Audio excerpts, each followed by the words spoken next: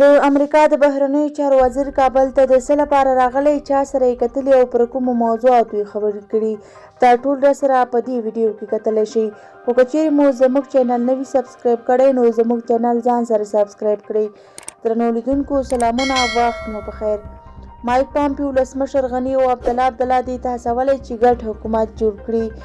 د امریکا د بهرنیو چارو د وزیر مایک پامپیو ولسمشر غني او عبدالله دې ته هڅولی چې یو ځل بیا د ګډ حکومت جوړ کړي. د معلوماتو له مخې د امریکا د بهرنیو چارو وزیر مایک پامپیو نن کابل ته راغلی چې اول ولسمشر غني سره لیدنه وکړه او له هغې وروسته یې له عبدالله سره لیدلي. ویل کېږي چې د مایک پامپیو کابل ته راتګ د سولې او د ټاکنو د بحران پای ته رسولو په موخه دی چې له دواړو لورو سره هغه خبرې کړي دي.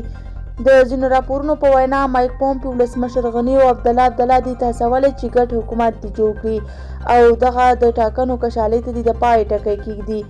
د یادولو وړ ده چې په 2014 کال کې د جان کیري په هڅو د اشرف غني او عبدالله ترمنځ د ملي یووالي په نوم ګډ حکومت جوړ شوی و او لا هم د ولسمشر غني او عبدالله ترمنځ د واک د ویش پر سر خبرې روان دي، ځکه چې عبدالله د ټاکنو پایلو له منلو انکار کړی و او ولسمشر غني سره سم یې خپله د ولسمشر په توګه د لوړې مراسم ترسره کړي وو.